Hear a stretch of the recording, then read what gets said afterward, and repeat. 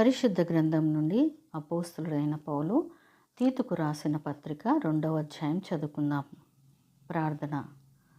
యేసు రాజా, రాజులకు రాజా, ప్రభువులకు ప్రభువా, నీకు స్తుతులు స్తోత్రాలు వందనాలు చెల్లిస్తున్నామయ్యా.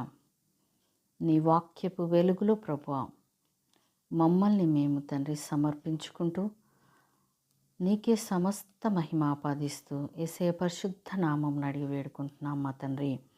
ఆమెన్. పరిశుద్ధ గ్రంథం నుండి అపోస్తలుడైన పౌలు తీతుకు రాసిన పత్రిక 2వ అధ్యాయం చదువుకుందాం. ఇప్పుడు నీవు హితబోధకు అనుకూలమైన సంగతులను బోధించుము. ఎలాగనగా వృద్ధులు, మిథ్యానుభవం గలవారు, మాన్యులను, స్వస్థబుద్ధి గలవారును, విశ్వాస ప్రేమ సహనములయందు లోపము లేని వారునై ఉండవలననియు, అలాగునని వృద్ధ స్త్రీలు కొండెకత్తలును మిగుల మద్యపానాసక్తులునై ఉండక ప్రవర్తనయందు భయభక్తులు గలవారై ఉండవలననియు, దేవుని వాక్యము దూషింపబడకుండునట్లు యవ్వన స్త్రీలు తమ భర్తలకు లోబడి ఉండి తమ భర్తలను శిశువులను ప్రేమించువారును, స్వస్థబుద్ధి గలవారును, పవిత్రులను, ఇంట ఉండి పని చేసుకుని వారును, మంచివారును అయి ఉండవలనని బుద్ధి చెప్పుచు మంచి ఉపదేశం చేయువారునై ఉండవలననియు బోధించుము. అటువలనే స్వస్థబుద్ధి గలవారై ఉండవలననియు యవ్వన పురుషులకు హెచ్చరించుము. పరపక్షమందుండువాడు మనలను గూర్చి చెడు మాట ఏదియూ చెప్పనేరక సిగ్గుపడునట్లు అన్నిటి యందు నిన్ను నీవే సత్కార్యముల విషయమై మాదిరిగా కనపరుచుకునుము. నీ ఉపదేశము మోసం లేనిదిగాను, మాన్యమైనదిగాను, నిరాక్షేపమైన హితవాక్యముతో కూడినది కాను ఉండవలెను.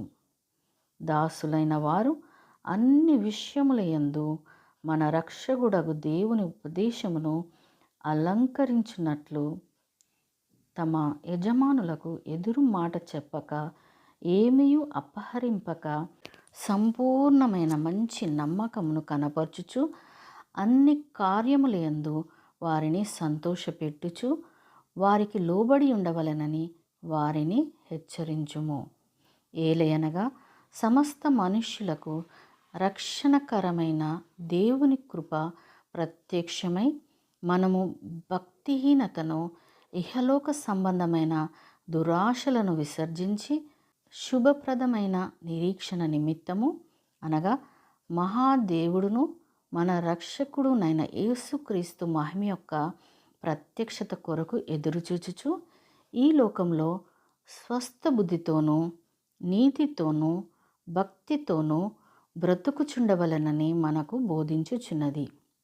ఆయన సమస్తమైన దుర్నీతి నుండి మనలను విమోచించి సత్క్రియల యందు ఆసక్తి గల ప్రజలను తన కోసరము పవిత్రపరచుకుని తన సొత్తుగా చేసుకొనుటకు తన్ను తానే మన కొరకు అర్పించుకొనెను.